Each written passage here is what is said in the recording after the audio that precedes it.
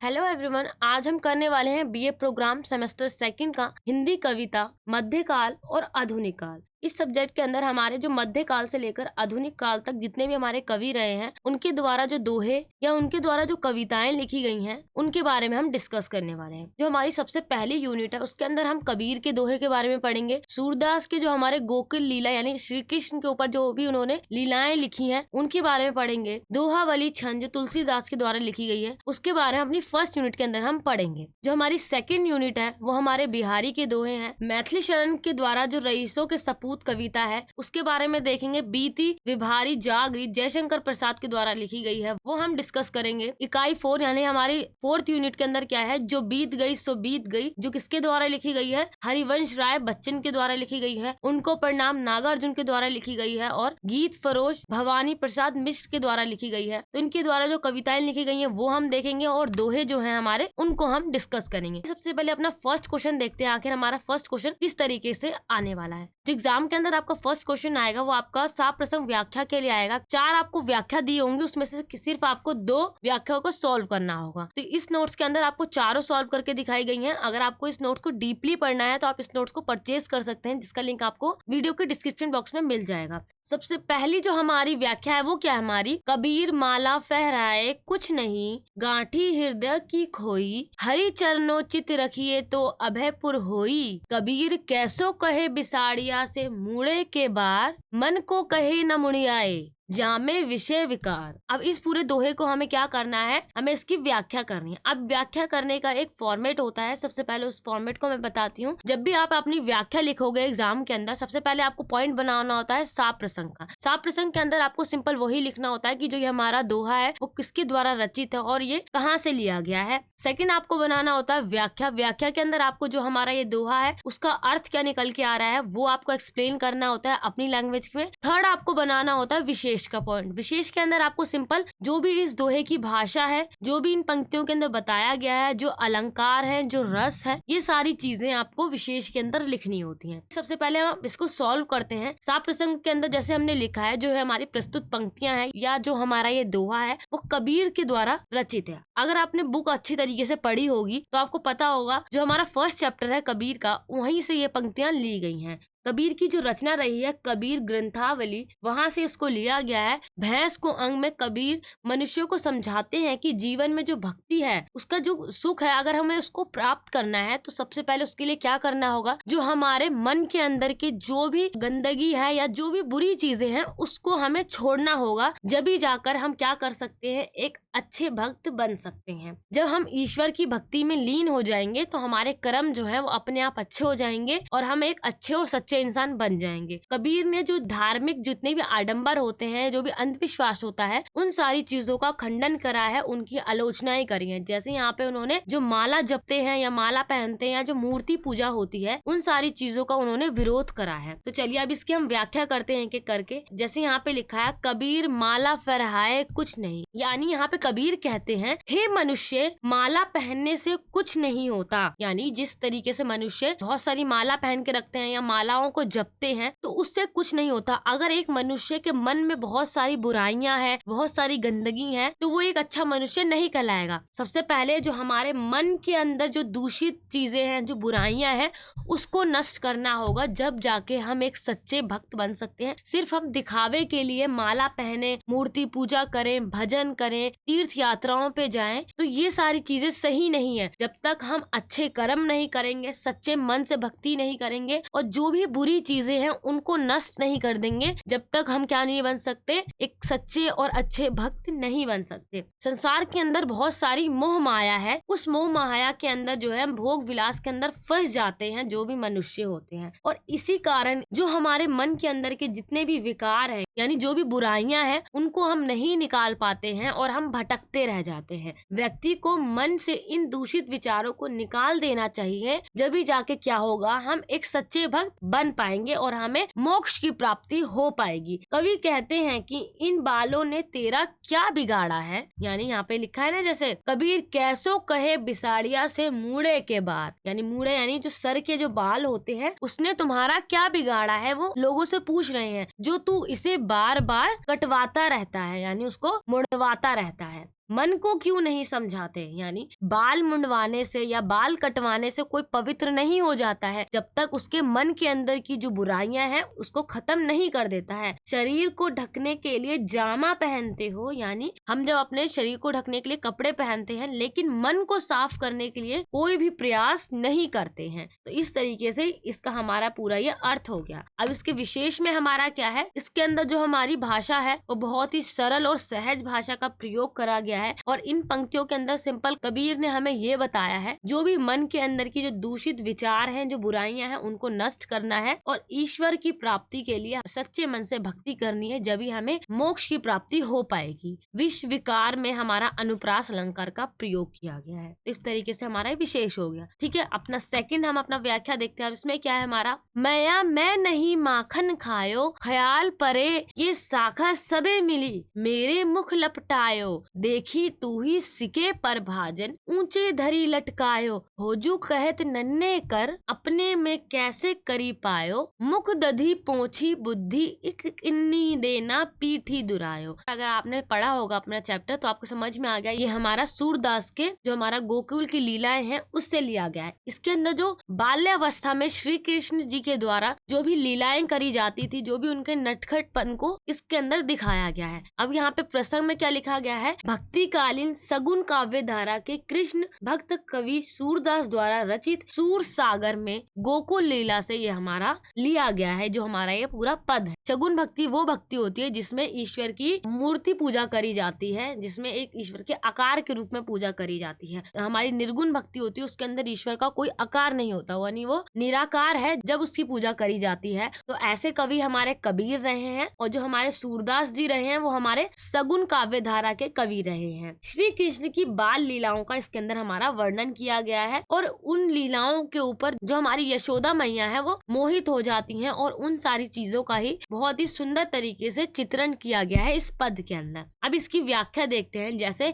इतना पढ़ने में हमें समझ में आ गया, यहाँ पे श्री कृष्ण जी यही कह रहे हैं यशोदा माँ से कि मैंने माखन नहीं चुराया है, क्योंकि वो बहुत ऊंचाई पे रखा है और मैं माखन नहीं चुरा सकता हूँ। वो तो जो भी मेरे शाखा यानी जो भी मेरे सखी हैं, यानी जो मेरे फ्रेंड्स हैं, उन सब ने क्या करा है, माखन को मेरे मुंह पे लपेट दिया है। इतना समझ में आ गया। अब इसकी हम व्याख्या करते हैं। श्री कृष्ण क्या कहते हैं यहाँ पे, श्री कृष्ण माखन चोरी की सफाई देते हुए यशोदा माँ से क्या कहते हैं कि मैंने माखन नहीं खाया है, ये माखन मेरे मित्रों ने मिलकर मेरे मुख पर लपेट दिया है, जिससे तू समझती है कि मैंने माखन खाया है। यानी ये बात किसको कह रहे हैं, वो अपनी यशोदा मैया से कह रहे हैं। ये झूठ है। दूसरी बात यह है कि जिस छीके पर माखन का बर्तन लटकाया हुआ था वह तो बहुत ज्यादा ऊंचा है और मेरे जो हाथ है नन्हे नन्हे वो उसे नहीं पकड़ सकते, मैं वहाँ पर नहीं जा सकता हूँ। लेकिन चोरी का एक प्रमाण यह भी था कि कृष्ण के हाथों में जो माखन है वो दोनों हाथ में भरा हुआ था। उसको भी कृष्ण ने क्या करा था, बड़ी ही चतुराई से क्या करा, अपनी पीठ के ऊपर उसको पोंछ लिया था, उससे उन्होंने छिपा लिया था और जो मुख पर उनके माखन लगा हुआ था उसको भी उन्होंने अपने कपड़ों में पोंछ लिया था। कृष्ण की इस बाल चतुराई पर यशोदा माता ने प्रताड़ना के लिए हाथ में ली हुई संठी भी क्या कर दी, डाल दी और हंसकर कृष्ण जी को गले लगा लिया। यानी जो उन्होंने माखन चोरी करा था, यानी उनकी लीलाओं को दिखा रहे हैं यहाँ पे सूरदास जी कि वो माखन चोरी करने के बाद यशोदा माँ जी से अपनी सफाई पेश कर रहे हैं कि नहीं नहीं मैंने माखन नहीं चोरी करा है। और यशोदा माँ जी बहुत ज्यादा गुस्से में थी और उनको मारने के लिए एक मतलब की संठी यानी पतली सी डंडी लाई थी। लेकिन जब इतनी चतुराई वाली बातें वो बताते हैं अपनी माता को तो वो हंसकर क्या कर देती हैं, उसको फेंक देती हैं और उनको गले से लगा लेती हैं। तो इस पूरे हमारे पद के अंदर कृष्ण जी की जो लीलाएं हैं उसका वर्णन करा है, उसका मनोहर तरीके से चित्रण करा गया है। अब इसकी हमारा विशेष क्या आता है, जो शिशु यानी बाल्यावस्था में जैसे बच्चे बहुत ज्यादा शैतानी करते हैं, उसी बाल्यावस्था का जो हमारे सूरदास जी हैं उन्होंने सुंदर तरीके से वर्णन करा है। प्रस्तुत पद भारतीय जनमानस का क्या है, कंठहार बना हुआ है। ब्रज भाषा की मधुरता और गयता का प्रयोग किया गया है। गुण अलंकार भी न्यासा ही काव्य शोभा बढ़ाने वाले, यानी इसके अंदर अलंकारों का भाषा का बहुत ही अच्छी तरीके से प्रयोग करा गया है और जो भक्ति भावना है वो भी इसके अंदर हमें देखने को मिलती है। जो सूरदास जी कितनी भक्ति करते हैं कृष्ण जी की। तो इस तरीके से जो भी हमारे आगे जो मैंने यहाँ पे जो दोहे लिख रखे हैं आप इसी तरीके से उसको सॉल्व कर सकते हो। यही आपका फॉर्मेट रहेगा और जैसे मैंने आपको ये दोनों समझाए हैं इसी को आप जो आगे वाले हैं उनको रीड करके आराम से समझ सकते हो। कोई भी लैंग्वेज टफ नहीं है, आप इसको डीप डीपली पढ़ने के लिए नोट्स को परचेज कर लेना, तो आपको जितने भी क्वेश्चन है वो सारे अच्छी तरीके से समझ में आ जाएंगे। देखते हैं हम अपना नेक्स्ट क्वेश्चन।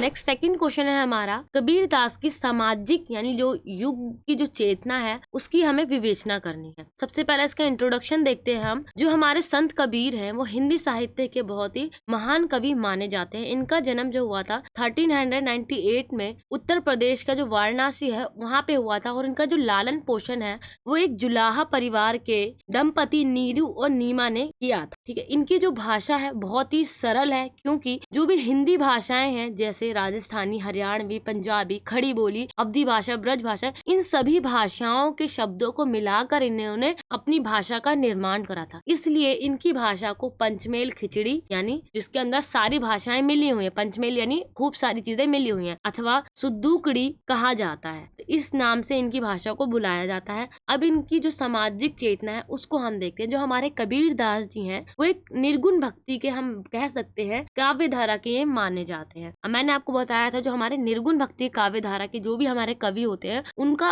कौन से ईश्वर में विश्वास होता है, जिस ईश्वर का कोई आकार नहीं होता। यानी कबीर जी कहते थे कि जो ईश्वर है वो हर मनुष्य के अंदर है, उसका कोई आकार नहीं है। उसके लिए हमें जरूरी नहीं है कि हमें पूजा करनी पड़ेगी, तीर्थ यात्राओं पे जाना पड़ेगा, माला जपनी पड़ेगी। ये सारी चीजें हमें करने की जरूरत नहीं है। हमें सिर्फ और सिर्फ अच्छे कर्म करने हैं, सच्चे मन से भक्ति करनी है बस। और ईश्वर का कोई आकार नहीं है, वही हमारी निर्गुण भक्ति कहलाती है। इन्होंने शुरू से ही जो जाति प्रथा है, भेदभाव है, छुआछूत है, मूर्ति पूजा है, जितने भी हमारे धार्मिक आडंबर है उन सब पे तीखा व्यंग करा है और उन सब का उन्होंने खंडन करा है। उनके द्वारा जो भी धार्मिक बुराइयां बताई गई हैं या जिन जिन आडंबरों का खंडन किया गया है वो सारी चीजें कबीर जी के द्वारा बताई गई हैं। जितने भी मैं यहाँ पे आपको भी पॉइंट बताने वाली हूँ उसमें से एक भी पॉइंट मैं अपनी तरफ से नहीं बताऊंगी, क्योंकि कई सारे जो स्टूडेंट है वो ये कमेंट करते हैं कि मैम हमारे धर्म में ऐसा नहीं है, वैसा नहीं है। जो उनके द्वारा बताया गया है बच्चों, मैं आपको सिंपल वही बता रही हूँ, चाहे वो मूर्ति पूजा का विरोध हो या बांग लगाना हो, क्योंकि उन्होंने हिंदू और मुस्लिम दोनों ही धर्म के अंदर जो बुराइयां रही है उन पे उन्होंने व्यंग करा है, उनकी आलोचना करी है। वो जो भी वो बुराइयां या जो भी आडंबर की वो बात कर रहे हैं वो कबीर जी के द्वारा बताई गई है, ना कि मेरे द्वारा बताई गई है। क्योंकि जब भी मैं कबीर जी का क्वेश्चन पढ़ाती हूँ कई सारे ऐसे कमेंट आते हैं जिससे मुझे ये लगता है कि बच्चे ये सोच रहे हैं कि ये सारी बातें मैं कह रही हूँ, और ये बातें मैं नहीं कह रही हूँ, ये बातें कबीर जो कह रहे हैं, सिंपल मैं आपको वही बता रही हूँ। ठीक है, तो आप इसको समझने की कोशिश करना, क्योंकि आपको एग्जाम के अंदर यही पॉइंट लिखने होंगे जब भी आपको मार्क्स मिलेंगे। सबसे पहले यहाँ पे हमारा पॉइंट क्या है, मूर्ति पूजा का विरोध करा है कबीर ने। सबसे पहले इन्होंने मूर्ति पूजा का विरोध करा है। इसमें जो पत्थरों की मूर्ति बनाकर जो पूजा करी जाती है उसका इन्होंने विरोध करा है। इस पे यहाँ पर एक वो दोहा लिखते हैं, क्या कहते हैं, पत्थर पूजे हरि मिले, मैं पूजू पहाड़, तासे तो चक्की भली, पीस खाए संसार। यानी वो ये कहते हैं कि अगर पत्थर पूजने से भगवान मिलते तो मैं पूजूं पहाड़, तो मैं किसको पूजूंगा, पहाड़ को पूज चुका होता। और वो फिर यहाँ पे वो बताते हैं इससे अच्छी तो जो चक्की है वो अच्छी है, क्योंकि वो आटा पीसकर सबका पेट भरती है, सबका भला करती है। तो इस तरीके से वो व्यंग करते हुए कहते हैं कि जो मूर्ति पूजा है वो गलत है। किसी भी पत्थर को पूजने से ईश्वर की प्राप्ति नहीं हो सकती, ना ही मोक्ष की प्राप्ति हो सकती। हमें अच्छे कर्म करने होंगे और मतलब कि अपने आप को सुधारना होगा। हमारे अंदर की जो बुराइयां हैं उनके अंदर हमें क्या करना होगा, काम करना होगा, उनको हटाना होगा। ठीक है, दूसरा पॉइंट हमारा क्या है, तीर्थ यात्रा का विरोध करा है। जैसे हिंदू धर्म और मुस्लिम धर्म दोनों ही धर्मों के अंदर तीर्थ यात्रा है, उन तीर्थ यात्राओं का उन्होंने विरोध करा है। वो ये कहते हैं कि जो इतनी बड़ी बड़ी तीर्थ यात्रा करी जाती है उनसे कभी भी ईश्वर की प्राप्ति नहीं हो सकती। अगर जब तक हम अच्छे कर्म ही नहीं करेंगे, सिर्फ दिखावे के लिए तीर्थ यात्राओं पे जाएंगे, तो ये सारी चीजें गलत है। थर्ड पॉइंट वो बताते हैं तिलक व माला का विरोध, यानी जो तिलक लगाया जाता है या माला पहनी जाती है, माला जपी जाती है, तो उन सभी चीजों का भी उन्होंने विरोध करा है। जाति प्रथा का विरोध करा है, क्योंकि वो ये कहते हैं कि ईश्वर ने किसी को भी ऊंचा या नीचा नहीं बनाया है। ईश्वर के लिए सभी लोग क्या है, समान है, और सभी को क्या करनी है, सिर्फ ईश्वर की भक्ति करनी है और सच्चे मन से करनी है और अच्छे कर्म करने हैं। सिर मुंडवाने या चोटी धारणा को उन्होंने विरोध करा है। जैसे पवित्रता के लिए हिंदू धर्म में होता है ना कि जैसे सिर मुंडवाया जाता है, तो इस चीज का उन्होंने विरोध करा है। वो कहते हैं सिर मुंडवाने से कुछ नहीं होगा। अगर हमारे मन के अंदर बुराइयां हैं, विकार हैं, हम उनको ही नहीं निकालेंगे तो क्या नहीं होगा, ईश्वर की प्राप्ति नहीं हो सकती है। बांग लगाना यानी जिस तरीके से अजान करी जाती है मुस्लिम धर्म के अंदर, उस चीज का उन्होंने विरोध करा है। वो ये कहते हैं कि इतनी जोर जोर से चिल्लाने से कुछ नहीं होगा, हमें क्या करना है, सच्चे मन से भक्ति करनी है, ना कि इतनी जोर जोर से चिल्लाने से हमें ईश्वर की प्राप्ति होगी। जीव हत्या का इन्होंने विरोध करा है। जो भी हमारे जीव जंतु होते हैं उनकी हत्या करी जाती है, चाहे हमारी गो हत्या हो या किसी भी जानवर की हत्या करी जाती है, उनका मांस खाया जाता है, तो उन सारी चीजों का उन्होंने विरोध करा है। वो पूछते हैं मुसलमानों से, क्या तुम्हारा खुदा ये देखकर तुमसे इस चीज को पसंद करेगा? नहीं, क्योंकि किसी भी हम मासूम जीव की हत्या करते हैं तो वो सारी चीजें गलत होंगी, तो इसलिए उन्होंने जीव हत्या जो होती है हमारी, उसका उन्होंने विरोध करा है। इस प्रकार से हम कह सकते हैं जो उस समय में जो भी धार्मिक आडंबर चल रहे थे, चाहे हमारे मुस्लिम धर्म के अंदर हो, चाहे वो हमारा हिंदू धर्म के अंदर हो, उन सभी धर्मों के अंदर जितनी भी बुराइयां थी, जितने भी आडंबर थे, उनके ऊपर उन्होंने तीखा व्यंग करा है, उनका खंडन करा है।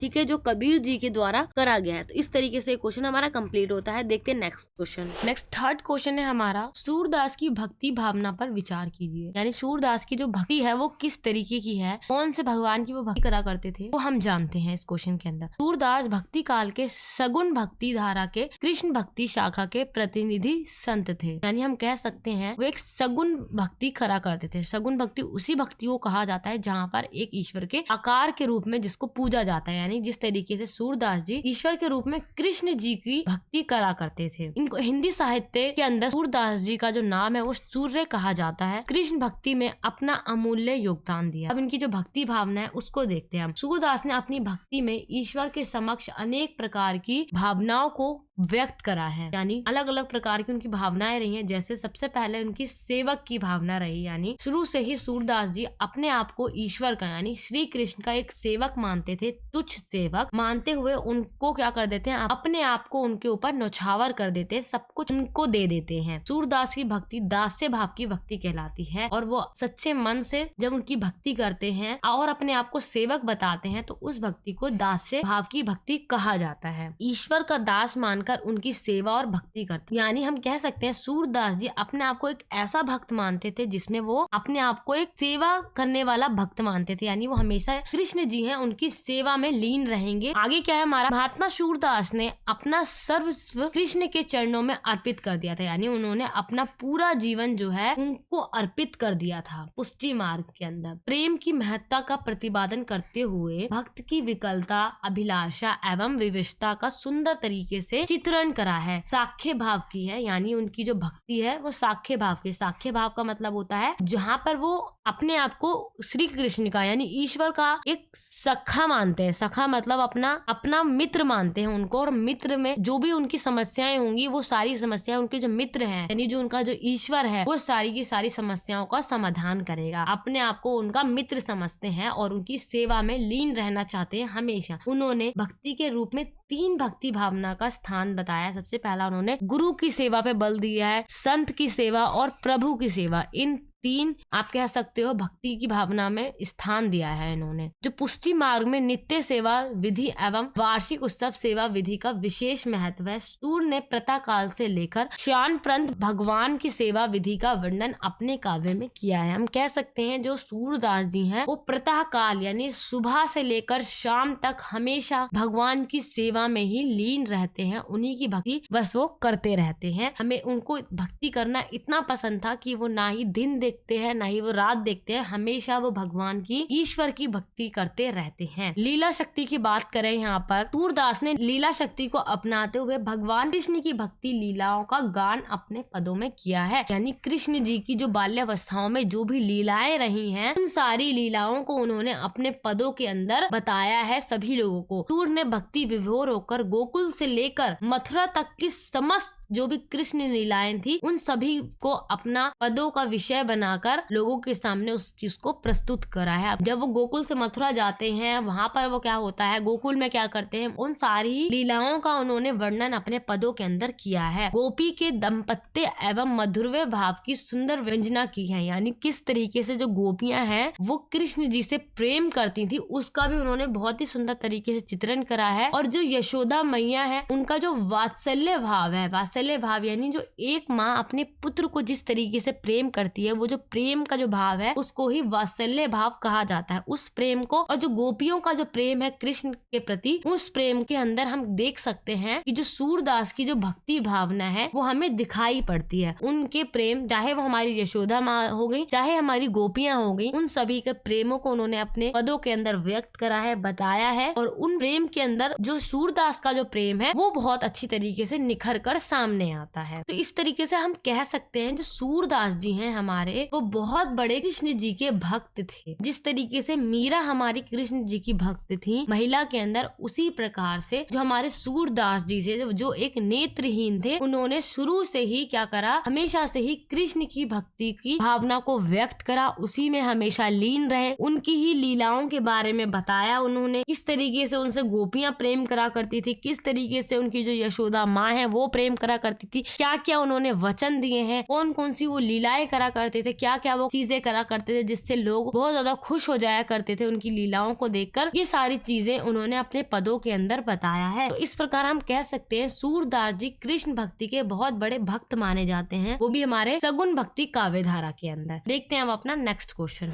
नेक्स्ट 4th क्वेश्चन है हमारा, तुलसीदास की भाषा शैली की विशेषताएं लिखिए। इसके अंदर सबसे पहले जो हमारा इंट्रोडक्शन है उसके अंदर हम ये बताएंगे, जो हमारे तुलसीदास जी हैं वो हमारे मध्यकाल के एक कवि हैं। इनके जन्म के बारे में जो भी हमें जानकारी मिली है वो सारी ही अधूरी जानकारियां हैं, और उनके ऊपर मतलब सभी लोगों के जो मत है वो अलग अलग हैं, इसलिए उनमें मतभेद होते रहते हैं। लेकिन कई लोगों का मानना है कि जो इनका जन्म हुआ है 1589 में हुआ है, वो भी उत्तर प्रदेश के बांदा जिले में। तुलसीदास जी के जो पिता थे वो पंडित आत्माराम दुबे थे, और उनकी जो माता का नाम था वो था तुलसी देवी। ये हमारे भक्ति काल के सबसे प्रसिद्ध कवि माने जाते हैं, और इनके द्वारा जितने भी पद या दोहे लिखे गए हैं उन सभी पद या दोहे या कविताओं के अंदर जो भगवान श्री राम है उनकी भक्ति हमें देखने को मिलती है। हम कह सकते हैं कि जो हमारे तुलसीदास जी हैं वो श्री राम जी के भक्त माने जाते हैं। तुलसीदास जी की जो साहित्य में स्थान है वो क्या है, जो हमारे तुलसीदास जी हैं वो सर्वश्रेष्ठ कवि हैं, यानी सबसे प्रसिद्ध और सबसे ऊंचे कवि माने जाते हैं भक्ति काल के। तुलसीदास जी के द्वारा जितने भी दोहे या पद लिखे गए थे, इसकी वजह से जो हिंदी कविता है उसकी उन्नति जो है होना शुरू हो गई थी। मानव प्रकृति के जितने रूपों का सजीव वर्णन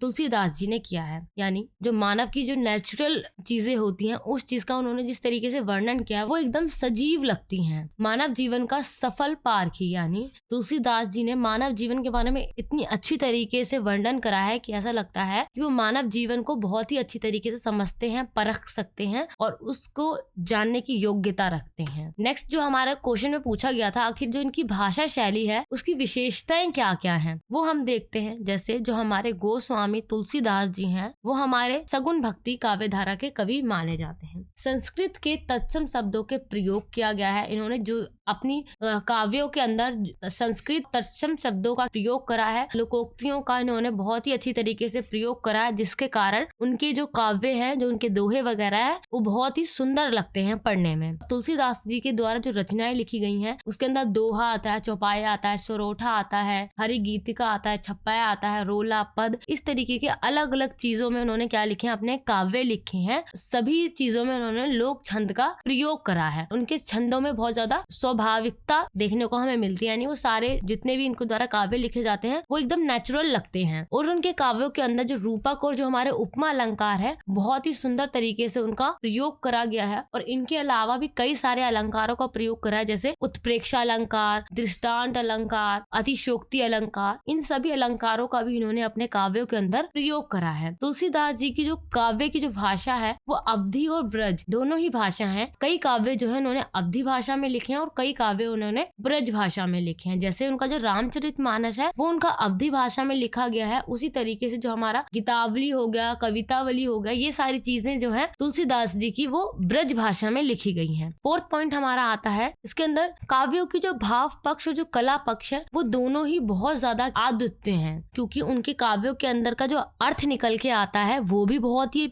अच्छा है और बहुत ही सटीक है, बिल्कुल नेचुरल लगता है। और उसी तरीके से कला पक्ष के अंदर जो भी अलंकार, रस, भाषा का जिस तरीके से प्रयोग करा है वो तुलसीदास जी के काव्यों का अद्वितीय है, हम कह सकते हैं। ठीक है, नेक्स्ट हमारा क्या है, दोहा, चौपाई, कविता, सवैया, पद आदि काव्य शैली में कवि ने काव्य रचना की है और अलंकारों का भी प्रयोग करा, जैसे अभी हमने ऊपर ये भी देखा। और उनकी जो भाषा शैली है वो बहुत ज्यादा भावुक, सरल और सामान्य जनता को आकर्षित करने वाली होती है। यानी जिस तरीके से उन्होंने अपने काव्य लिखे हैं, उनको काव्य को पढ़कर जो आम पब्लिक होती है वो लोग उसकी तरफ अट्रैक्ट हो जाते हैं। रचनाएं आज भी हिंदी साहित्य की श्रेष्ठता के प्रतीक मानी जाती हैं। उनके द्वारा जो भी रचनाएं मानी जाती हैं वो आज भी हम कह सकते हैं प्रासंगिक है और वो क्या है, साहित्य की श्रेष्ठता के प्रतीक माने जाते हैं, हम ये कह सकते हैं। ठीक है, इस प्रकार से हम कह सकते हैं कि जो हमारे तुलसीदास जी हैं वो हिंदी साहित्य में बहुत ही महत्वपूर्ण स्थान रखते हैं और भक्ति काव्य धारा के क्षेत्र में भी बहुत महत्वपूर्ण स्थान रखते हैं। इनके वजह से ही जो हिंदी कविता है उसने बहुत जल्दी अपनी उन्नति को प्राप्त करा। यानी उस समय में जो विकास होना जो हिंदी कविता का बहुत ही तेजी से होने लग गया था। तो इस तरीके की इनकी कुछ विशेषताएं थी कि आखिर वो भाषा किस तरीके की लिखते हैं। दोहा, चौपाई में वो अपने काव्यों को लिखते हैं, सवैया में लिखते हैं, पद लिखते हैं, भाषा बहुत भावुक है, सरल है, अलंकारों का प्रयोग करते हैं और ऐसे काव्य लिखते हैं जिससे लोग जो है, सामान्य जनता जो है उनके काव्यों की तरफ अट्रैक्ट हों।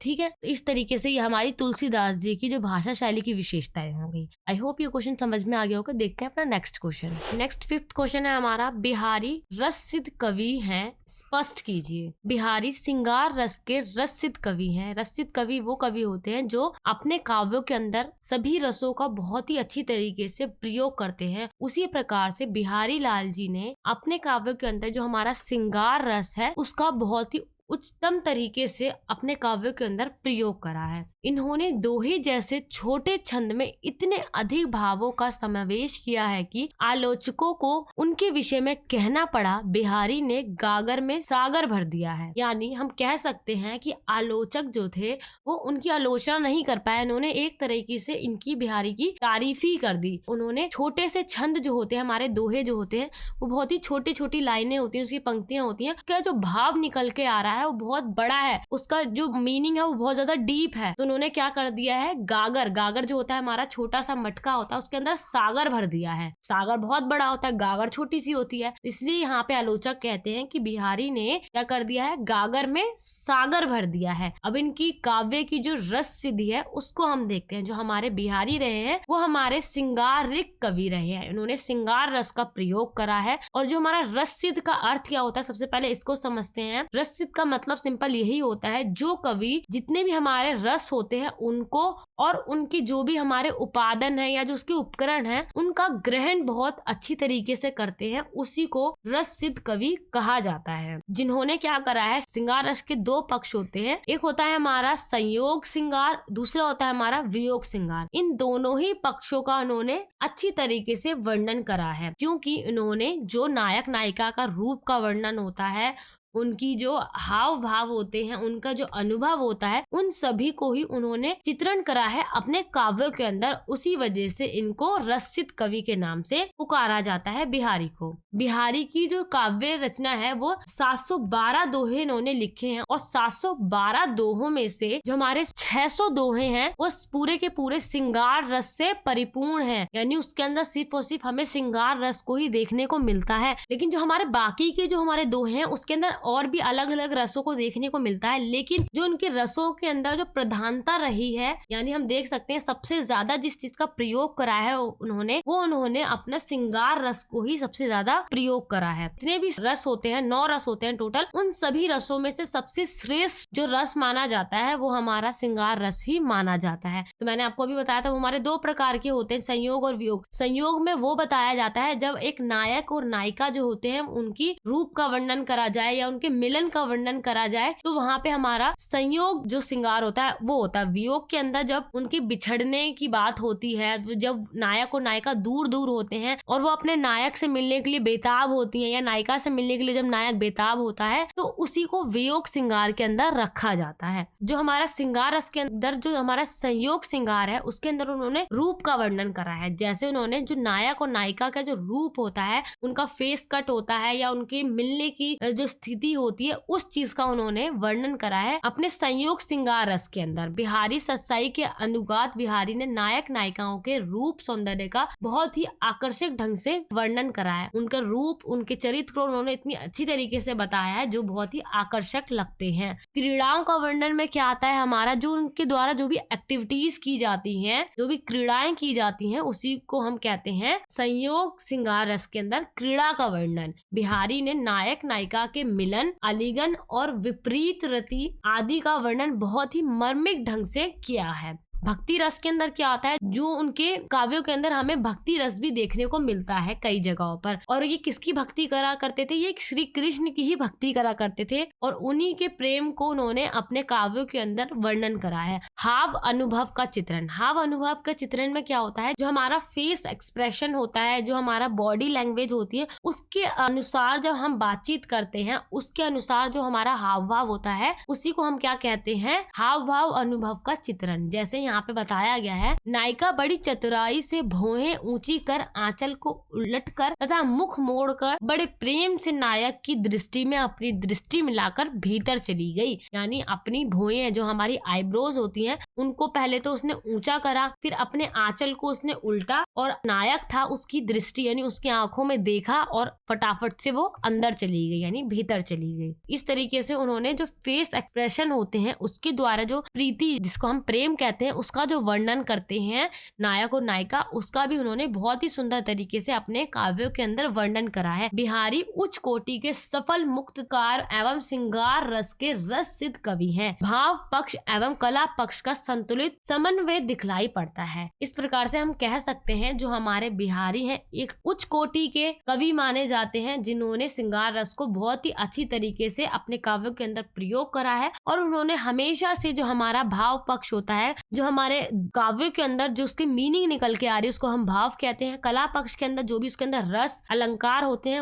उसको हम कला पक्ष कहते हैं। उसका और भाव पक्ष का उन्होंने बहुत ही अच्छी तरीके से वर्णन करा है। दोनों के अंदर उन्होंने, आप कह सकते हो, बैलेंस बनाकर यानी संतुलित समन्वय दिखलाई पड़ता है और अलग अलग अलंकारों का प्रयोग करा है, जैसे अनुप्रास, यमक, उत्प्रेक्षा, विरोधाभास, उपमा, रूपक, विभाना आदि कई सारे अलंकारों का उन्होंने अपने दोहे, अपने काव्यों के अंदर उन सभी दोहों का प्रयोग करा है। बिहारी हम कह सकते हैं प्रीति काल के, यानी प्रीति किसको कहते हैं, प्रेम काल के सर्वाधिक लोकप्रिय कवि माने जाते हैं। सबसे प्रसिद्ध और सबसे लोकप्रिय कवि हमारे प्रीति काल के कौन थे, हमारे बिहारी, जिन्होंने श्रृंगार रस का उच्च कोटि से प्रयोग करा। नायक नायिका के हाव भाव का उन्होंने वर्णन करा, क्रीड़ाओं का उनके रूप वर्णन उन्होंने अच्छी तरीके से करा और श्रृंगार रस के जो हमारे दो प्रकार होते हैं वो हमने इसके अंदर देखा। तो इस तरीके से हमारा ये क्वेश्चन हो जाता है कंप्लीट। आई होप ये आपको क्वेश्चन समझ में आ गया होगा। चलिए अब देखते हैं अपना next question. Next 6th question है हमारा, रईसों के सपूत कविता में निहित व्यंग का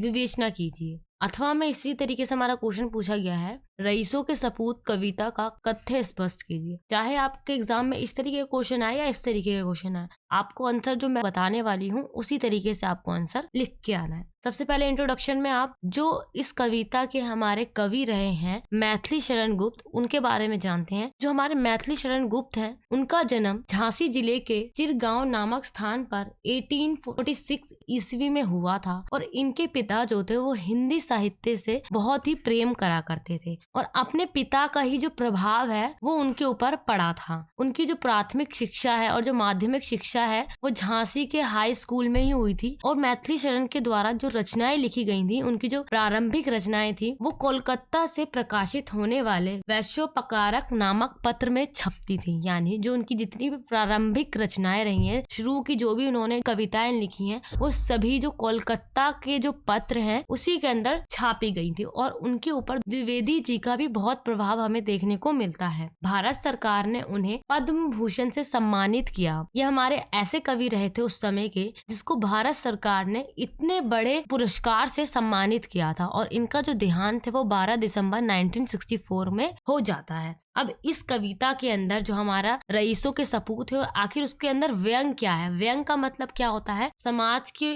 कौन सी बुराई के ऊपर आलोचना करी है या इस कविता की क्या कथ्य है, यानी पूरी स्टोरी क्या है वो हमें इस क्वेश्चन के अंदर बतानी है। तो व्यंग में आपको यही बताना है जो उन्होंने इस कविता के अंदर बताया है कि रईसों के सपूत। इससे हमें ये पता चल रहा है रईस यानी जो अमीर लोग हैं उनके सपूत यानी उनके यहाँ जो पुत्र जो जन्म लेते हैं उसके ऊपर इन्होंने कुछ बातें बताई हैं और उसी के ऊपर उन्होंने व्यंग करा है कि उनका किस तरीके से लालन पोषण किया जाता है। राष्ट्र कवि मैथिली शरण गुप्त द्विवेदी युग प्रतिनिधि कवियों में गिने जाते हैं, यानी जो द्विवेदी जी का युग है उसके आप कह सकते हो प्रतिनिधि के रूप में हमारे मैथिली शरण गुप्त जी हैं उनको प्रतिनिधि के रूप में माना जाता है। उन्होंने राष्ट्र प्रेम की अनेक कविताओं में देश की गौरवशाली अतीत का वर्णन प्रभावशाली ढंग से किया है। इनकी जितनी भी कविताएं लिखी गई हैं वो देश प्रेम के ऊपर लिखी गई हैं। देश की गौरवशाली अतीत, जो हमारा अतीत कितना अच्छा रहा है उसका उन्होंने बहुत ही प्रभावशाली ढंग से आप कह सकते हो वर्णन करा है। बहुत ही खूबसूरती से वो सारी चीजों को व्यक्त करा है। आखिर इस कहानी के अंदर हमारा व्यंग क्या आता है? रईसों के घर में केवल सपूत ही पैदा होता है। ये कौन कह रहा है? हमारे जो कवि हैं मैथिली शरण गुप्त वो ये कह रहे हैं। जैसे वो वहाँ पे व्यंग करते हुए क्या कहते हैं मैथिली शरण गुप्त, यहाँ कवि बिगड़ैल एवं नालायक संतान को भी सपूत कहकर उन पर करारा व्यंग करते हैं। यानी जो अमीर लोग हैं, जो रईस लोग हैं, अगर उनके घर के अंदर कोई बिगड़ैल और नालायक पुत्र भी यानी संतान पैदा होती है तब भी वो क्या कहलाती है? सपूत कहलाती है। तो यही कहते हुए उन्होंने इस कविता के अंदर व्यंग करा है किसके ऊपर? रईसों के ऊपर। वो कैसा भी काम कर रहे हो लेकिन अगर वो अमीर परिवार में जन्म लिया है तो वो क्या कहलाएंगे? सपूत कहलाएंगे। वह पुत्र जो कुल में दोष लगाए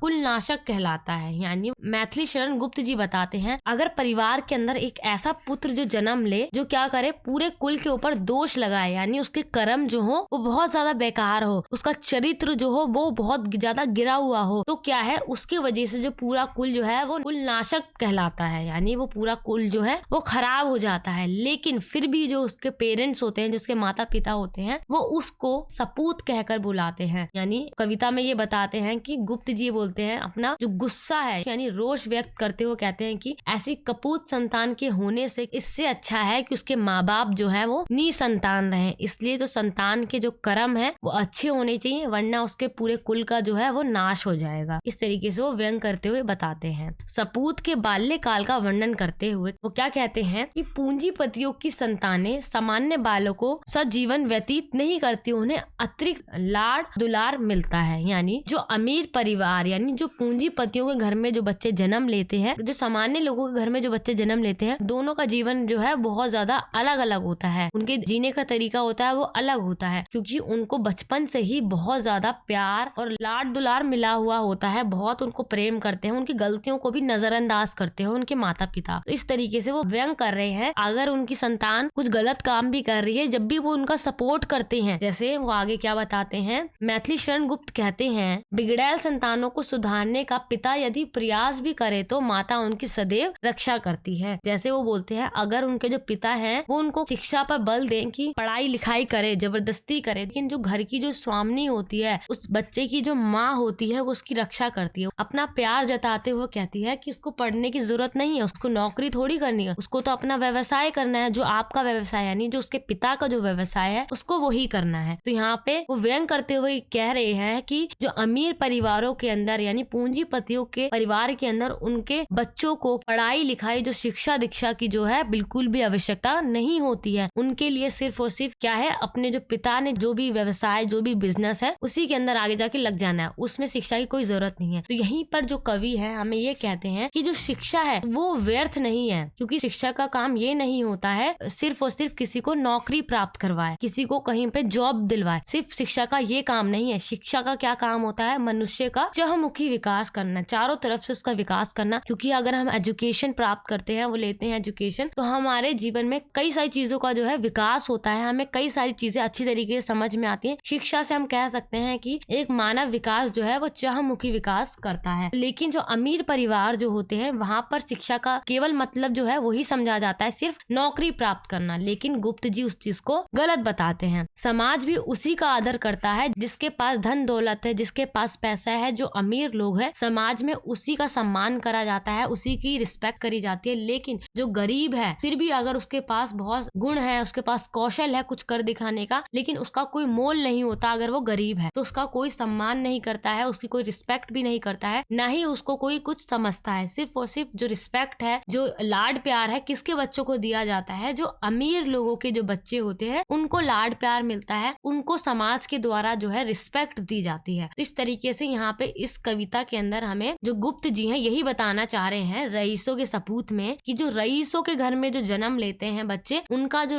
रहन सहन है, जीवन व्यतीत करने का, वो अलग होता है अगर हम तुलना करें एक गरीब परिवार में। गरीब परिवार में बच्चों को अच्छी शिक्षा पे बल दिया जाता है और उनके गुणों पे बल दिया जाता है, लेकिन रईस परिवार के अंदर उनके बच्चों के जो लाड प्यार पे ज्यादा ध्यान दिया जाता है और उनके जो गलतियां हैं उनको नजरअंदाज किया जाता है, जिस वजह से जो बच्चे हैं वो बिगड़ जाते हैं। अगर बच्चों को शुरू से ही उनकी गलतियों को अगर हम टोके उन्हें बताएं क्या सही है क्या गलत है, जब बच्चा जो है सही और गलत में फर्क करना सीखेगा और उसका विकास जो है वो भी सही तरीके से हो पाएगा। आई होप ये क्वेश्चन समझ में आ गया होगा। देखते हैं अपना next question. Next 7th question है हमारा, बीती विभारी जागरी कविता का काव्य सौंदर्य लिखिए। इस कविता का जो काव्य सौंदर्य होता है इसके अंदर हमें भाव सौंदर्य और शिल्प सौंदर्य लिखना होता है। तो हमारा जो भाव सौंदर्य आएगा, इस कविता का जो हमारा भाव निकल के आ रहा है वो हमें बताना है सिंपल। और शिल्प सौंदर्य के अंदर हमारा जो इस कविता के अंदर जो रस है, अलंकार है, ये जो भाषा है, वो सारी चीजें हमें शिल्प सौंदर्य के अंदर लिखनी होती है।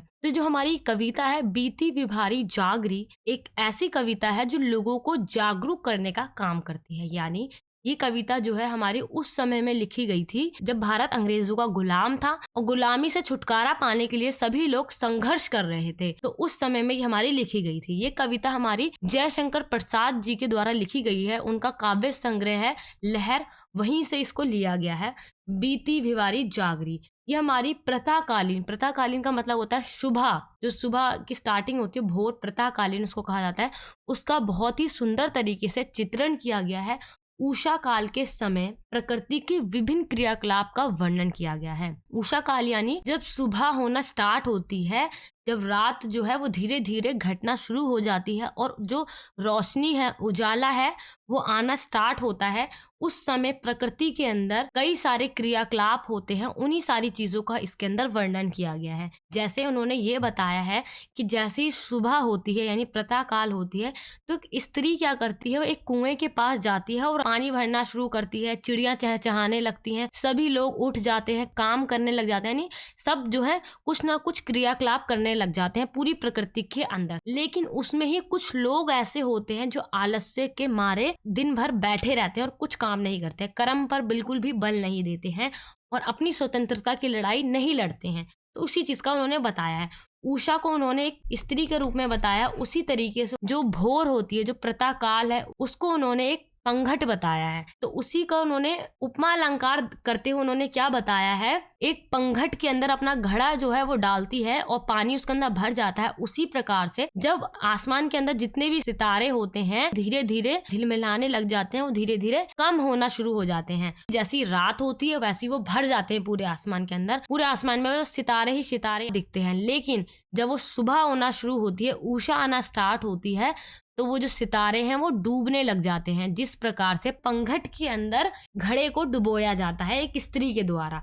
तो इस तरीके से उन्होंने इन दोनों को आप कह सकते हो कंपैरिजन करते हुए उन्होंने अपनी एक कविता को लिखा है। ये कविता जिन दिनों लिखी गई थी उन दिनों भारत अंग्रेजों का राज्य था और आजादी के लिए संघर्ष चल रहा था। तो कई लोग संघर्ष में जुटे हुए थे कि उन्हें आजादी मिल जाए भारत को। लेकिन कई लोग जो हैं वो आलस के मारे वो एक कोने में बैठे हुए थे। वो बिल्कुल भी अंग्रेजों से लड़ाई नहीं लड़ना चाहते थे। डरपोक बनकर वो एक जगह पर बैठे हुए थे। भारत के उस गौरवपूर्ण अतीत का वर्णन किया है, यानी उन लोगों को जागरूक करने के लिए भारत के जो गौरवपूर्ण इतिहास रहा है, अतीत रहा है, उसका उन्होंने वर्णन कराया है कि जो भारत तो एक ऐसा देश रहा है वीर जवानों का, जहां पर लोग जो है अपनी जान की परवाह किए बिना वो क्या कर देते हैं, देश के लिए मर मिटने के लिए तैयार रहते हैं। और जो भी उनका सुखमयी जो जीवन होता है उसको त्याग कर वो कहाँ आ जाते हैं, लड़ाई लड़ने। अगर हमें अपने लिए कुछ चाहिए तो हमें उसके लिए आवाज उठानी होगी। उसी प्रकार उस समय जब भारत को आजादी चाहिए थी तो सभी लोगों को एकजुट होकर आवाज उठानी थी, कर्म कर्म करना था। इसीलिए यहाँ पर कवि कहते हैं कि अब रात्रि जो है वो समाप्त हो चुकी है, अब जो है भारतवासियों का जगने का समय आ गया है, अब सभी को जागरूक होने का समय आ गया है, अब सब जग जाओ, रात जा चुकी है, अब हमें इन अंग्रेजों को भगाना है भारत से। जो सभी लोग भोग विलास को त्याग कर अपने कर्म में लीन हो जाने चाहिए, यानी जो हम सभी आराम से बैठे हुए थे, भोग विलास का जीवन व्यतीत कर रहे थे कई लोग, उसको त्यागना होगा और कर्म पर बल देना होगा और उसमें लीन हो जाना होगा, जब जाकर ही भारत को आजादी मिल सकती है। अपने कर्तव्य जो भी हमारी ड्यूटीज हैं अपने एक देश के प्रति, उन सभी कर्तव्यों को पहचानना होगा और भारत के अंदर एक ऊर्जा को लाना होगा जिससे भारत को आजादी मिल सकती है। राष्ट्र के उत्थान हेतु स्वतंत्रता संग्राम में बढ़ चढ़कर भाग लेना होगा। जो भी स्वतंत्रता संग्राम उस समय जो भी संघर्ष चल रहे थे स्वतंत्रता के लिए, उन सभी संग्रामों के अंदर हमें बढ़ चढ़कर भाग लेना होगा। जो लोग भोग विलास के अंदर डूबे हुए हैं और उन्हें आजादी से कोई लेना देना नहीं है, उन सभी को जगाने के लिए ही ये कविता जो है हमारे जयशंकर प्रसाद जी के द्वारा लिखी गई थी, ताकि सभी लोगों में जागरूकता आ जाए और सभी लोग कर्म में लीन हो जाएं और अपने देश की आजादी के लिए लड़ाई लड़े। शिल्प सौंदर्य की बात करें तो यहाँ पे जो भाषा है बहुत ही सहज है। तत्कालीन सामाजिक परिस्थिति के अनुसार ही स्वतंत्रता चेतना का संदेश दिया गया है। इसके अंदर रात्रि के भोग विलास के पश्चात प्रथा के समय कर्म में लीन होने का संदेश है, यानी जो इतने सालों से चला आ रहा था अंग्रेजों का राज, अब वो समाप्त हो चुका है, अब सुबह हो चुकी है, अब जागने का समय आ गया है, कर्म करने का समय आ गया है। यही संदेश इसके अंदर दिया गया है, ठीक है। और इसके अंदर उपमान अलंकार का प्रयोग है, मानवीय अलंकार का प्रयोग है, आप ये भी शिल्प सौंदर्य के अंदर लिख सकते हो। तो ये हमारा बहुत ही इजी सा क्वेश्चन था। मैं आपको जितने भी क्वेश्चन इसके अंदर करवा रही हूँ उसके सिर्फ मैं आपको की पॉइंट्स बता रही हूँ, ताकि आपको वो सारे पॉइंट्स याद रहे और आप एग्जाम के अंदर अपने आप खुद भी बनाकर लिख के आ सको। आपको कोई भी प्रॉब्लम नहीं आएगी अगर आपने जो भी मैंने हाईलाइट्स कर रखे हैं पॉइंट, अगर सिर्फ आप इनको ही याद कर लेते हो तो आप इजिली अपना आंसर जो है बहुत ही अच्छे तरीके से प्रिपेयर कर लिख के आ सकते हो।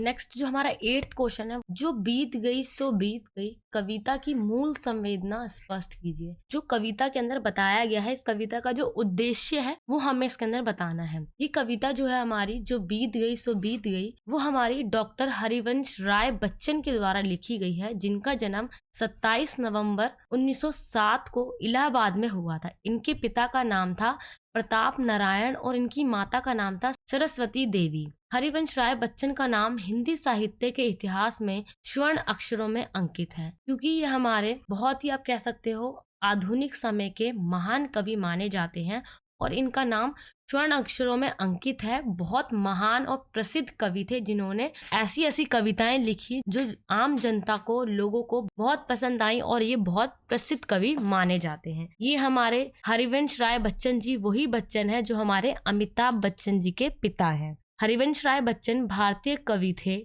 जो 20वीं सदी में भारत के सर्वाधिक परिशिक्षित हिंदी भाषाई कवियों में से एक थे। 1935 में इनकी प्रकाशित हुई थी एक कविता जिसका नाम था मधुशाला, और इसी कविता ने इन्हें बहुत ही प्रसिद्धि प्राप्त कराई थी। इनकी जो भी कविताएं होती थी वो दिल को छू जाने वाली कविताएं होती थी और वो सिर्फ एक किसी वर्ग या किसी एक उम्र के लिए नहीं होती थी। वो जितने भी उम्र के लोग होते हैं हर उम्र के लोगों पर अपना प्रभाव छोड़ती थी। सभी लोग उसको पढ़कर मतलब कि अपने आप को कनेक्ट कर पाते थे और उनके ऊपर उस चीज का प्रभाव भी पड़ता था। मतलब वो सभी लोगों के लिए कविताएं लिखा करते थे। जो बीत गई सो बीत गई कविता की जो हमारी मूल संवेदना है उसको देखते हैं हम। इस कविता के नाम से ही हमें पता चल रहा है कि इसका मतलब यही होगा जो बीत गया है वो बीत गया है। अब जो बीता हुआ कल है अगर हम उसको लेकर अपना आज बर्बाद करेंगे तो वो गलत है। इस कविता में कवि ने इंसान को हौसला देते हुए कहा है कि जो बात चली गई है उसके बारे में सोचकर समय की बर्बादी करना व्यर्थ है। इसकी बजाय हमें क्या करना है, एक नई शुरुआत करनी चाहिए।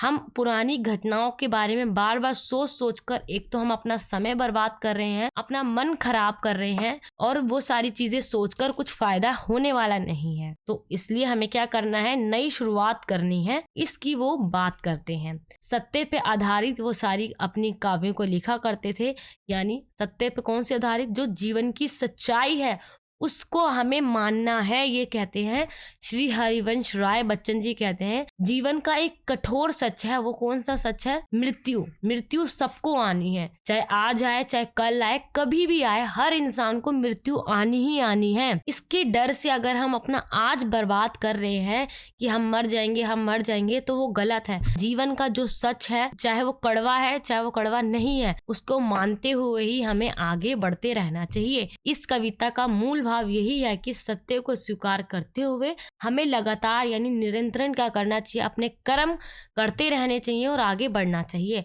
यानी हम कह सकते हैं जो हमारे हरिवंश राय बच्चन है वो ये कहते हैं कि हमें हमेशा कर्म करने चाहिए। यानी ये कर्म पर बल देते हैं। कहते हैं कि अगर जो इंसान कर्म पर बल देते हुए आगे बढ़ता है तो वो हमेशा सफल होगा और उसको कभी भी जो इतिहास में जो भी घटनाएं घटित हुई हैं या जो आने वाला कल है उसको सोच सोच कर अपना आज बर्बाद नहीं करना। आज को हमें अच्छे से जीना और अच्छे कर्म करने हैं। अगर हम ये कहें कि जो हमारे बच्चन जी हैं वो आध्यात्मिक कविताओं को लिखा करते थे तो ये कहना हमारे लिए गलत नहीं हुआ, क्योंकि उन्होंने ये बताया है पूरा जो हमारा ब्रह्मांड है वो ब्रह्मा विष्णु और महेश की आराधना करते हैं और उन्हीं के अनुसार ये पूरा जो सृष्टि है वो चल रही है। जो ब्रह्मा है वो सर्जन करता है, जो पूरी सृष्टि को चलाते हैं, और जो विष्णु है वो पालन करता है, उसका पालन करते हैं। यानी ब्रह्मा ने उनको बनाया है, उसको किस तरीके से चलाना है, उसका पालन करना है, वो विष्णु करते हैं। और जो महेश है वो विनाश करता है, यानी वो उसका विनाश करेंगे। तो यही सच है, अब इसको हम झुटला नहीं सकते हैं। ये हमें कौन बता रहे हैं? बच्चन जी। इन्होंने दूसरा मुख्य बिंदु ये बताया है कि जो हमारा मोह होता है, लगाव होता है, चाहत होता है, यानी हम किसी से प्रेम करते हैं और वो अगर हमसे दूर हो गया है किसी भी कारण से, तो उस दुख में हमें डूबे नहीं रहना है, उसमें शोक मनाते हुए उस चीज को व्यर्थ नहीं करना है। अपने समय को हमें आगे बढ़ना है और कर्म करने हैं। इस कविता का संदेश भी यही है कि जीवन में अपेक्षा मत रखो किसी से भी, यानी हमें किसी से भी कोई भी उम्मीद नहीं रखनी चाहिए। सिर्फ और सिर्फ हमें अपने कर्म पर केंद्रित रहना है, कर्म पर फोकस रखना है। हमें किसी के साथ गलत नहीं करना है, हमें हमेशा सबसे सम्मान से बात करनी है, सबको प्रेम देना है, किसी को भी निराश नहीं करना है। और लेकिन अगर हमें बदले में कुछ नहीं मिलता है फिर भी हमें निराश नहीं होना है, क्योंकि हमें कर्म करेंगे और उसका फल एक न एक दिन हमें कभी मिलेगा ही मिलेगा। हमें ये सोच कर कभी भी कर्म नहीं करने चाहिए कि अभी के अभी हमें फल मिल जाएगा और अगर फल नहीं मिलता है तो हम निराश हो जाएं। ऐसा नहीं, हमें हमेशा अपने कर्म पर केंद्रित रहें और हमेशा हमें अच्छे कर्म करने हैं, किसी के साथ कुछ बुरा नहीं करना है। कवि कहते हैं कि जीवन घटित अतीत की बातों की प्रीति स्मृतियां नगण्य होनी चाहिए। यानी तो जीवन में जो भी अतीत में जो भी घटनाएं घटित हुई हैं उसकी जो स्मृतियां हैं, जो उसकी जो यादें हैं वो बिल्कुल ना के बराबर होनी चाहिए, बिल्कुल भी नहीं होनी चाहिए। क्योंकि अगर हम उसको सोच सोच कर अपना आज बर्बाद करेंगे, उसमें डूबे रहेंगे, तो इससे हमारा ही घाटा है। हम कभी भी आगे नहीं बढ़ पाएंगे, हमारा कभी भी विकास नहीं हो पाएगा। तो इस चीज की इन्होंने अपने इस कविता के अंदर बात कही है। जो बीत गई सो बीत गई, जो बीत गया है वो बीत गया है। अब हमें सिर्फ और सिर्फ कर्म पर बल देना है, अच्छे कर्म करने हैं और आगे बढ़ना है, ना कि अपने कल को सोच सोच कर अपना आज बर्बाद करना है।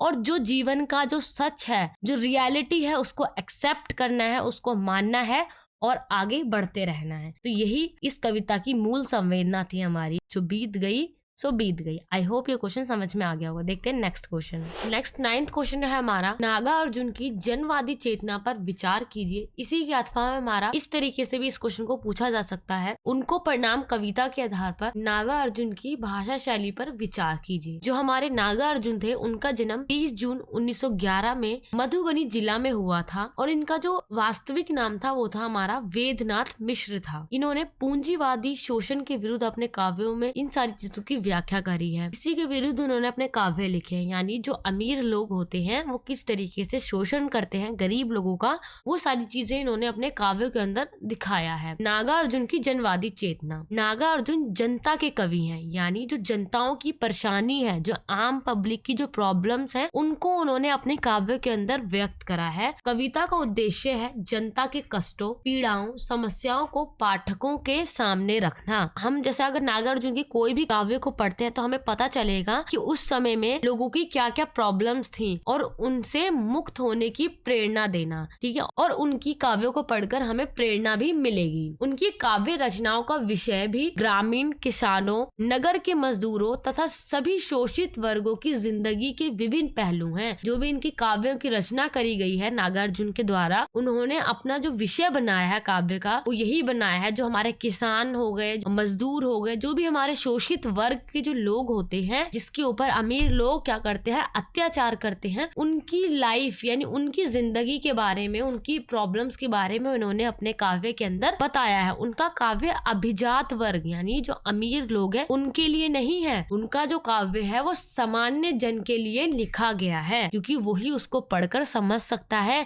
कि हाँ यही तो प्रॉब्लम्स होती हैं, और हम उसको अपने आप से कनेक्ट भी कर पाएंगे जो गरीब और शोषित लोग अगर इसको पढ़ते हैं तो। जो इनके काव्य हैं वो दो तरीके से लिखी गई है इनकी कविताएं। एक सरकार और शोषण तंत्र के तमाम जितने भी भागीदार होते हैं उनके खिलाफ, उनके विरुद्ध में। दूसरी जो हमारे मेहनत कश जनता के संघर्ष के पक्ष में लिखी गई है। नागार्जुन ने जो हमारा भ्रष्टाचार करने वाले लोग होते हैं उनको उन्होंने रावण बताया है, और दूसरी तरफ उन्होंने जो हमारे गांधी जी के राम राज्य के जो सपना है वो किस तरीके से ध्वस्त होता हुआ दिखाई दे रहा है, उसको भी इन्होंने बहुत ही मर्मिक तरीके से उसको उन्होंने दिखाया है। और जो उनकी पहली कोटि है कविता की वो क्या है, हमारा साम्राज्यवाद का जो उन्होंने क्या करा है, विरोध करा है। जिस तरीके से अंग्रेजों ने हमें गुलाम बनाया था और भी कई देशों को गुलाम बनाया था, तो उस साम्राज्यवाद, उस गुलामी प्रथा का उन्होंने विरोध करा है। राजनीतिक दलों और उनकी नीतियों पर लिखी गई हैं। जो राजनेता होते हैं उनके द्वारा जो नीतियां बनाई जाती हैं, जो लोगों को परेशान करती हैं, उनके लिए समस्याएं उत्पन्न करती हैं, तो उस नीतियों के बारे में उन्होंने लिखा है। राजनीतिक घटना विशेष पर लिखा है, राजनीतिक व्यक्तियों पर लिखा है कि वो किस तरीके से होते हैं, भ्रष्टाचार करते हैं। तो इन चीजों पे उन्होंने अपने काव्यों की रचना करी है। इस प्रकार नागार्जुन ने अपने युग की समस्त राजनीतिक प्रवृत्तियों पर लिखा है। जो भी उस समय की राजनीतिक प्रवृत्तियां थी, किस तरीके का वहाँ का राजनीतिक स्ट्रक्चर था, उस समय के पॉलिटिशियन किस तरीके के थे, तो वो उन्होंने अपने काव्यों के अंदर बताया है। ये कविताएं इस धारणा का खंडन करती है कि राजनीतिक कविता नारेबाजी होती है। उनको परिणाम कविता के आधार पर नागार्जुन की भाषा शैली, ये तो हमारा नागार्जुन के बारे में हो गया कि उन्होंने उनका जन्म कहाँ हुआ था और उनका किस तरीके की उन्होंने अपने काव्यों की रचना करी है। अब देखते हैं कि जो काव्य रचना है उसकी भाषा शैली क्या है। सबसे पहले जो उनके द्वारा जो हमारी कविता लिखी गई है उनको परिणाम, उसको हम समझते हैं। जो हमारी ये कविता है इसका आप सिंपल सार यही समझ लो, अगर कोई क्वेश्चन आता है आप इसको इजिली बनाकर लिख भी आओगे। ये हमारी एक ऐसी कविता है जो हमें कर्म का संदेश देती है कि सभी लोगों को कर्म करना चाहिए, चाहे हम उसके अंदर सफल हो या ना हो, ठीक है, लेकिन हमें कर्म करना चाहिए। अगर हम कर्महीन बन जाएंगे इस डर से कि हम असफल हो जाएंगे इसके अंदर और हम कर्म करने का प्रयास ही नहीं करेंगे, तो हम एक तुच्छ व्यक्ति कहलाएंगे। लेकिन अगर हम कर्म करके भी फेल हो जाते हैं, उसके अंदर असफल हो जाते हैं, तो हम एक महान व्यक्ति कहलाएंगे, क्योंकि हमने पूरे उत्साह के साथ उस काम को करा, अपने मन को लगा के उस काम को करा, हमने कर्म करा। कर्म करने पे बल दिया है किसने? नागार्जुन ने। यहाँ पर ये हमें ये बताते हैं कि वह कहते हैं कि उन सभी व्यक्तियों को प्रणाम करता हूँ जिन्होंने अपने कार्यों में सफलता प्राप्त की है, ये नहीं जिन्होंने सफलता भी प्राप्त नहीं की है, मैं उनको प्रणाम करता हूँ। उन्होंने कार्य का आरंभ तो पूरे उत्साह के साथ किया, किंतु वह कार्य पूर्ण ना हो पाया। अब वो कार्य क्यों नहीं पूर्ण हो पाया? किसी भी कारण की वजह से, जैसे उनके पास पूरे संसाधन ना हो। जैसे हम किसी भी कॉम्पिटिटिव एग्जाम के लिए जब हम अपना फॉर्म भरते हैं तो जरूरी नहीं है कि हम उसके अंदर पास ही हो जाएं और हम सफल हो जाएं, लेकिन कई सारे लोग हर प्रतियोगिता के अंदर पार्टिसिपेट करते हैं, उसके अंदर भाग लेते हैं, लेकिन सभी के सब नहीं जीत जाते हैं। उसमें सिर्फ और सिर्फ केवल एक या दो ही जने जीतते हैं, लेकिन जितने जने उसके अंदर पार्टिसिपेट करे हैं उन सभी को जो नागार्जुन है वो प्रणाम करते हैं, क्योंकि उन सभी ने कर्म करा है। लेकिन वो किसी भी वजह से, चाहे उनकी किस्मत ने उनका साथ ना दिया हो, चाहे उनके पास पूरे रिसोर्सेज ना हो, इस वजह से वो असफल हो गए हैं, इसी वजह से वो उनको प्रणाम करते हैं। अथवा मैं उन लोगों को भी प्रणाम करना चाहता हूँ जिनके पास धन का भाव हो, यानी रिसोर्सेज पूरे ना हो, और जिस चीज के लिए उन्होंने कर्म करा वो उसके ऊपर सफल ना हो पाए, और उनके जो चिन्ह है वो बिल्कुल भी दिखाई नहीं दे रहे हैं, वो ओझल हो गए हैं, विलुप्त हो गए हैं, लेकिन फिर भी मैं उनको प्रणाम करता हूँ क्योंकि उन्होंने कर्म करा है। इसलिए हम कह सकते हैं कि जो हमारी कविता है उनको प्रणाम, वो आदर सम्मान को हमें बताती है कि किस तरीके से जो व्यक्ति कर्म करते हैं उनको हमेशा हमें आदर और सम्मान की दृष्टि से देखना चाहिए और उनको सम्मान देना चाहिए। कर्मठ, मेहनती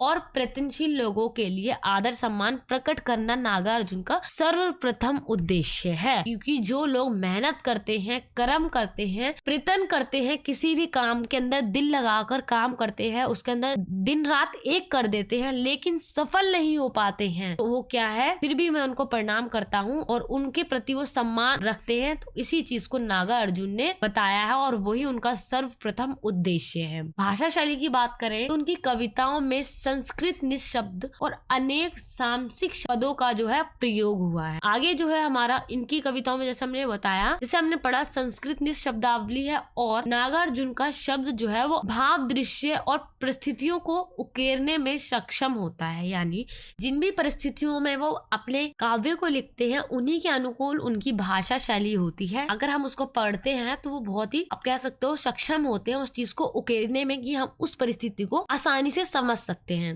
नेक्स्ट जो पॉइंट है वो क्या है हमारा, जनता की बात जनता के लिए तथा जनता की भाषा में ही लिखी गई है। जो जनता की प्रॉब्लम है और उन्हीं की भाषा के अंदर उन्होंने क्या करा है, अपने काव्यों के अंदर लिखा है। सरल, साधारण व बोलचाल की शब्दावली का ही अधिकतर प्रयोग करा है। यानी हम कह सकते हैं इनकी जो भाषा है वो ज्यादा कठिन नहीं है, वो साधारण और आम बोलचाल की भाषा है। कविता में भावों के अनुकूल ही क्या करा जाता है, भाषा का प्रयोग करा जाता है। इसी वजह से हम परिस्थिति को आसानी से उकेरने में सक्षम होते हैं। इस कविता में नय और ध्वनि यानी जो ये दो शब्द हैं वो आम बोलचाल की भाषा है में प्रयोग करे जाते हैं और उन्होंने इसी का प्रयोग करा है। तो इस प्रकार से हमारा ये क्वेश्चन कंप्लीट होता है। तो हम कह सकते हैं कि जो नागार्जुन है वो आम बोलचाल की भाषा में लिखा करते थे और ऐसा लिखा करते थे कि लोग जो है अपने आप को उससे कनेक्ट कर पाए, उसको समझ पाए। क्योंकि जो जनता की समस्या है जनता तक पहुंचाने के लिए वो जनता की ही भाषा का प्रयोग करा करते थे, आम बोलचाल की भाषा का प्रयोग करा करते थे। और उनको प्रणाम कविता का हमने सार समझा कि वो क्या है, जो लोग कर्म करते हैं वो क्या है, सबसे सर्वश्रेष्ठ माने जाते हैं, चाहे वो सफल हो या ना हो, फिर भी हमें उनका आदर और सम्मान करना चाहिए, उनको प्रणाम करना चाहिए। ठीक है, आई होप ये क्वेश्चन समझ में आ गया होगा। देखते हैं नेक्स्ट क्वेश्चन। नेक्स्ट जो हमारा क्वेश्चन है वो है हमारा, निम्नलिखित कवियों का साहित्यिक परिचय लिखिए। इस क्वेश्चन के अंदर हमारे जितने भी कवि रहे हैं उसमें से मैंने आपको कुछ कवियों का साहित्यिक परिचय दिया है, उसको हम देखते हैं। सबसे पहले हम देखेंगे अपना सूरदास जी का जो हमारा साहित्यिक परिचय है उसके बारे में। जो हमारे सूरदास जी हैं वो कृष्ण भक्ति काव्य धारा के प्रसिद्ध कवि माने जाते हैं और ये शुरू से ही नेत्रहीन थे, यानी इनकी आंखें नहीं थी, ये अंधे थे। फिर भी इनके पास इतनी क्षमता थी कि इन्होंने कृष्ण की जो बाल्यकाल की जो भी नटखटपन है उसका उन्होंने चित्रण करा है, बहुत ही सुंदर तरीके से करा है। उनकी जो भी लीलाओं वगैरह का बहुत ही अच्छे से वर्णन करा है और उनके जो काव्य हैं वो इतने ज्यादा प्रसिद्ध हैं जो आज तक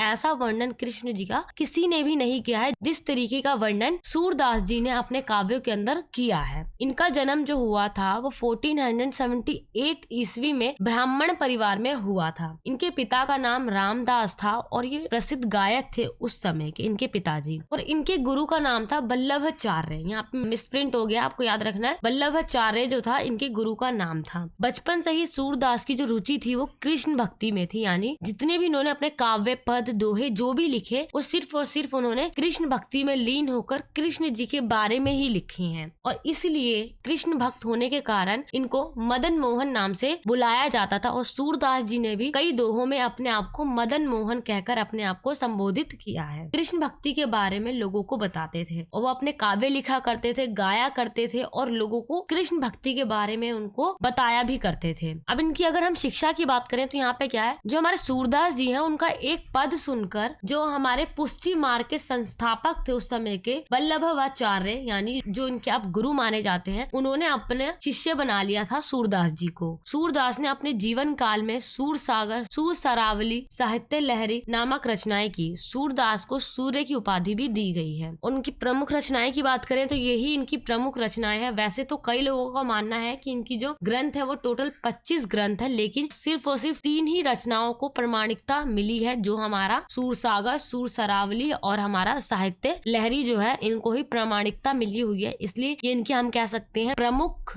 रचनाएं हैं जिसमें कृष्ण जी के लीलाओं के बारे में लिखा गया है। अब इनकी साहित्य विशेषताओं की बात करें तो वो क्या है, हमारा जो सूरदास जी थे वो प्रतिभा से संपन्न कवि थे। इनके पास बहुत प्रतिभा थी कि इन्होंने नेत्रहीन होते हुए भी क्या करा, कृष्ण जी का इतना सुंदर तरीके से वर्णन करा है। और इसका मुख्य कारण हम कह सकते हैं कि भक्ति की भावना, उनके मन में जो कृष्ण के प्रति जो भक्ति की भावना थी, वो जो श्रद्धा थी, इसके कारण ही वो इतना अच्छे तरीके से उनका वर्णन कर पाए। सूरदास जी ने अपने काव्यों में भावनात्मक पक्ष और जो कलात्मक पक्ष होता है, यानी उनके काव्यों का अर्थ और उसके अंदर जो रस अलंकार जो भी चीजें प्रयोग करी गई हैं, वो दोनों ही हम कह सकते हैं वो इतने अच्छे हैं कि लोगों पर एक विशिष्ट छाप छोड़ते हैं। सूरदास जी ने श्रृंगार रस के श्रेष्ठतम कवि थे, यानी हम कह सकते हैं उन्होंने श्रृंगार रस जो होता है हमारा, जो नायक और नायिका के रूप में इसका वर्णन करा जाता है, उस चीज का उन्होंने बहुत अच्छी तरीके से वर्णन करा है श्रृंगार रस का। भक्ति काल की कृष्ण शर्पी शाखा के प्रमुख एवं प्रतिनिधि कवि कहे जाते हैं। कृष्ण काव्य धारा के अंदर सबसे प्रमुख नाम हमारा सूरदास जी का ही आता है, क्योंकि उन्होंने ही बहुत सुंदर तरीके से कृष्ण जी का वर्णन किया है।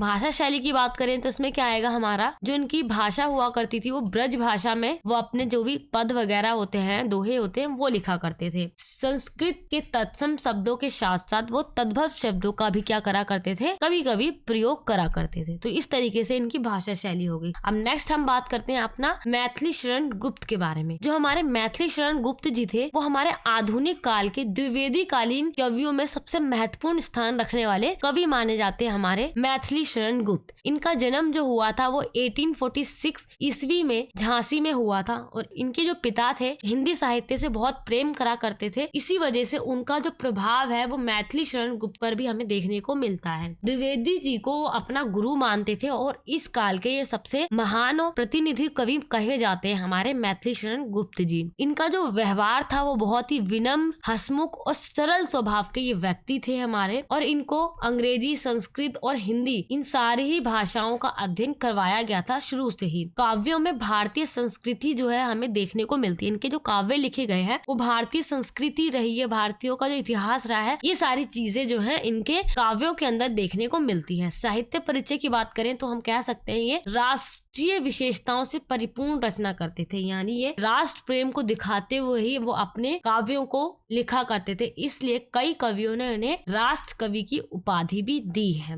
भारत सरकार ने इन्हें पद्म भूषण की उपाधि से सम्मानित किया है। उस समय के सबसे प्रथम कवि हमारे कहे जाते हैं जिनको पद्म भूषण की उपाधि प्राप्त की गई थी। इन्होंने अपने काव्यों में जो भाषा का प्रयोग करा है वो खड़ी बोली का प्रयोग करा है। इसी वजह से खड़ी बोली का जो विकास है वो बहुत ही तेजी से हुआ। हम कह सकते हैं खड़ी बोली के विकास में इनका महत्वपूर्ण योगदान रहा था। ये द्विवेदी युग के सबसे लोकप्रिय कवि माने जाते हैं हमारे मैथिली शरण गुप्त जी। आगे हमारी रचनाओं के बारे में बात करते हैं तो उनकी रचनाएं कई सारी हैं। जैसे यहाँ पे कुछ रचनाएं के बारे में बता रखा है, वीरांगना, मेघनाद वध, वृत्त संहार, साकेत, भारत भर्ती और यशोधारा। ये इनकी कुछ काव्य धाराएं हैं जिनसे इनको प्रसिद्धि प्राप्त हुई है। भाषा शैली की बात करें तो वो हमारी क्या है, शुद्ध साहित्यिक एवं परिमार्जित खड़ी बोली में रचनाएं की हैं इन्होंने। ठीक है, खड़ी बोली का इन्होंने बहुत अच्छी तरीके से वर्णन करा है। उसमें इन्होंने अपने काव्यों को लिखा है। काव्यों में संस्कृत, अंग्रेजी, उर्दू एवं प्रचलित जो भी विदेशी शब्द थे उनका उन्होंने प्रयोग करा है। और आधुनिक समय के अंदर जो भी हमारे शैली का प्रयोग करा जाता था अधिकांश शैलियों में उन्होंने अपने काव्यों को लिखा है। गुप्त जी ने उनको अपनाया है। जैसे यहाँ पे बता रखा है, प्रबंधनात्मक शैली,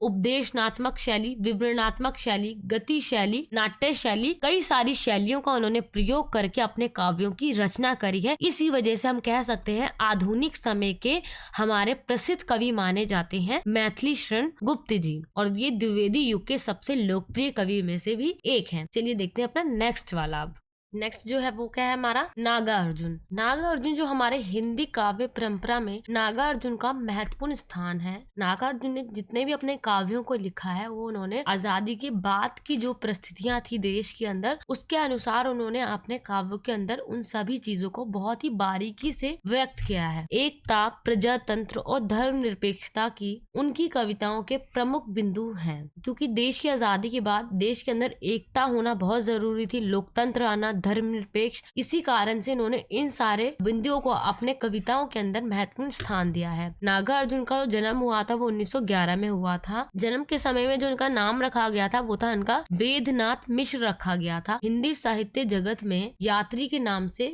भी प्रसिद्ध है, क्योंकि इन्होंने अलग अलग जगहों पर यात्रा करी है। इनका जन्म जो हुआ था वो बिहार के दरभंगा जनपद में स्थित सतलखा गांव में सन 1911 में हुआ था। इन्होंने बचपन से ही दुखों को सहा है, है, क्योंकि ये बहुत ही गरीब परिवार में इनका जन्म हुआ था और इनका जो जीवन व्यतीत हुआ है वो दुखों में व्यतीत हुआ है। इसी वजह से उनके काव्यों के अंदर पीड़ा दिखाई देती है हमें। सन 1936 में श्रीलंका चले गए तथा वहाँ बौद्ध धर्म में दीक्षा या कह सकते हो आप शिक्षा उन्होंने ग्रहण करी और वहीं पर उन्होंने अपना जो नाम है वो बदलकर नागा अर्जुन रख लिया। जब सन 1988 में जब वो भारत लौटे तो कुछ समय बाद उनकी मृत्यु हो जाती है। तो इस तरीके से इनका नाम कैसे पड़ा वो हमने देखा और उनका जन्म स्थान क्या था वो हमने देखा। इनकी जो प्रमुख रचनाएं रही हैं, नागार्जुन ने अपनी लेखनी से हिंदी की ही नहीं संस्कृत, बांग्ला व मैथिली भाषा के साहित्य को भी समृद्ध किया। सिर्फ और सिर्फ इन्होंने हिंदी साहित्य को ही बढ़ावा नहीं दिया, इन्होंने संस्कृत भाषा में अपने लेख लिखे, बांग्ला भाषा में लिखे, मैथिली भाषा में भी लिखे।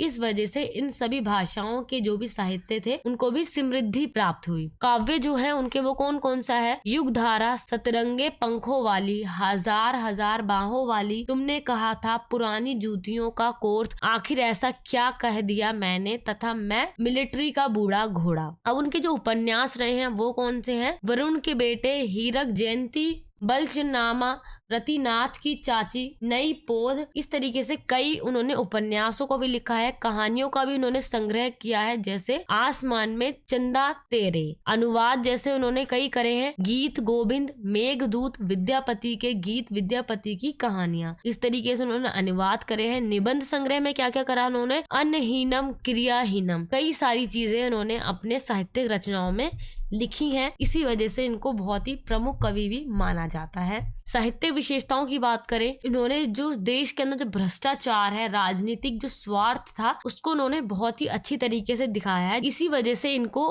क्या कहा जाता है, इन्होंने आजादी के बाद के समय की जो परिस्थितियां थी उनको बहुत ही अच्छे तरीके से दिखाया है और उनका सुंदर तरीके से वर्णन करा है। उन्होंने धरती, जनता तथा श्रम के गीत गाए हैं। पूंजीपतियों के प्रति घृणा तथा श्रमिकों के प्रति सहानुभूति की भावना देखी जा सकती है। इनके काव्यों के अंदर हम ये देख सकते हैं कि वो जो रईस अमीर लोग हैं उनके प्रति वो घृणा करते हैं, क्योंकि वो अच्छे लोग नहीं होते हैं, इनका ऐसा मानना है, क्योंकि वो हमेशा भोग विलास में डूबे रहते हैं और वो अच्छे कर्म नहीं करते हैं, तो उनका ये मानना है। और जो श्रमिक लोग होते हैं, जो गरीब लोग होते हैं, लेबर मजदूर होते हैं, उनके प्रति उन्होंने बहुत ही सहानुभूति को प्रकट किया है अपने काव्यों के अंदर। भाषा शैली की बात करें तो उनकी जो भाषा है बहुत ही सरल और स्पष्ट और मार्मिक है। इसी की वजह से इनके जो काव्य हैं वो बहुत ज्यादा प्रसिद्ध माने जाते हैं, क्योंकि वो आम जनता को आकर्षित करती है, जो श्रमिक लोग हैं उनको आकर्षित करती है, जो हमारे सामान्य लोग हैं उनकी समस्याओं को उजागर करा है। आजादी के बाद उनको क्या क्या समस्याओं का सामना करना पड़ा, उन समस्याओं को उन्होंने अपने काव्यों के अंदर बताया है। नागार्जुन जी का ये हमारा साहित्य परिचय हो गया। अब देखते हैं अपना भवानी प्रसाद मिश्र जी हैं, उनके बारे में। भवानी प्रसाद मिश्र आधुनिक कविता के अत्यंत समर्थ कवि माने जाते हैं। आधुनिक हिंदी कविता को नई